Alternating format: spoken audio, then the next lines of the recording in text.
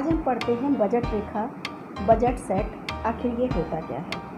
तो जब दो वस्तुओं के संयोगों को एक रेखा चित्र पर इस प्रकार दर्शाया जाता है, जैसे भी हमारी जो बजट है उसको हम जिस तरह से दर्शाते हैं, दो वस्तुओं के संयोग को, x और y दो वस्तुएं हैं, इसके संयोग को हम इस जब दर्शाते हैं चित्र के द्वारा तो वो बजट रेखा होती है। अतः दो वस्तुओं से प्राप्त संयोगों को रेखा चित्र का प्रस्तुतिकरण, दो वस्तुओं से प्राप्त संयोगों को रेखा चित्र के द्वारा प्रस्तुतिकरण ही बजट रेखा कहलाती है। बहुत कठिन नहीं है। इसमें क्या होता है कि जैसे मान के चलते हैं कि उपभोक्ता की जो आय है वो 40 रुपये है, आय जो है वो 40 रुपये है, ठीक है। अब 40 रुपये में एक वस्तु की कीमत जो है वो 5 रुपये है और दूसरी वस्तु की कीमत 10 रुपये है, ठीक है। माना यहाँ संयोग हमने ले लिया है कि 1 2 3 4 5 संयोग ले लिए या 4 ले लिए, जैसे भी ले लिए। तो इसमें क्या होता है कि जो है हमने माना तो वो x वस्तु कितनी खरीद सकता है 40 रुपये में?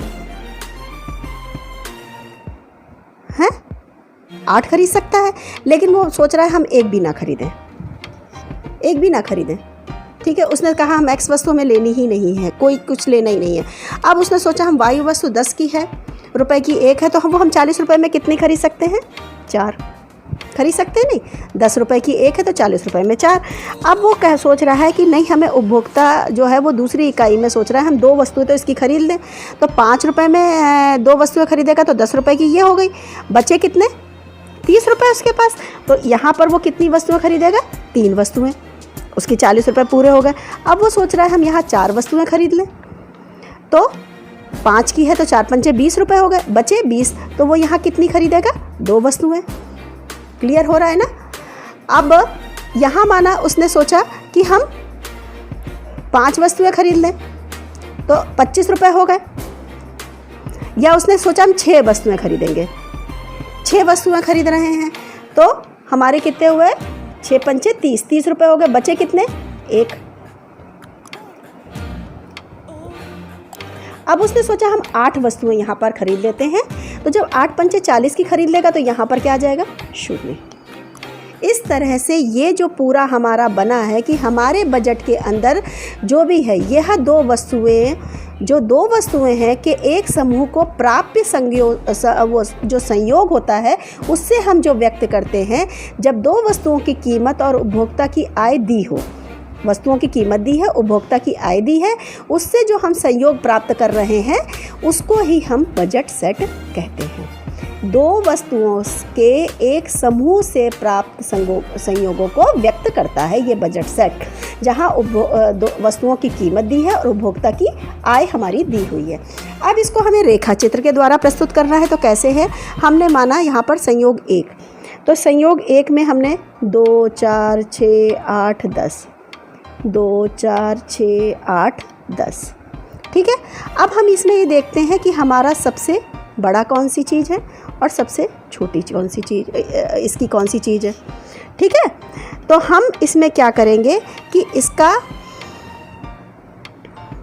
जो है इसका ये हम इस तरह से इसको हम ड्रॉ करेंगे, समझे? ये जो ड्रॉ करेंगे ये हमारी बजट रेखा कहलाती है, ठीक है। ये हमारी बजट रेखा, बेटा बिना पेंसिल उसके कर रहे हैं इसलिए थोड़ा आ रहा है। ये हमारी बजट रेखा, ये हमारा 4 y वस्तु पर सबसे ज़्यादा 4 है और x वस्तु पर 8 है, तो हमने जो इसको खींचा है ये हमारी बजट रेखा कहलाती। यानी हम इस बजट के अंदर ही सामान खरीद सकते हैं, इस बजट के ऊपर नहीं। अब ये क्लियर हो गया अब बच्चों आप लोगों को कि यहाँ पर तुम लोग इस तरह से भी लिख सकते थे, जैसे ये बहुत पास लग रहा है तो इसको डायग्राम को इस तरह से भी बनाया जा सकता था। 2 4 6 8 बना यहाँ 1 2 3 4, ठीक है। यहाँ 8 आया, यहाँ 4 आया। अब हमने इसको ऐसे टाइप कर दिया। ये हमारी y वस्तु हो गई, ये हमारी x वस्तु हो गई, ये हो गई, ये x वस्तु हो गई, ये y वस्तु हो गई, ठीक है। इस तरह से ये हमारी रेखा कहलाई बजट रेखा। क्लियर बच्चों? अगर ना समझ में आया हो तो कमेंट बॉक्स में कमेंट ज़रूर करिएगा और मेरे चैनल को लाइक, शेयर एंड सब्सक्राइब करिए। आगे के वीडियो के साथ जल्दी ही मिलते हैं।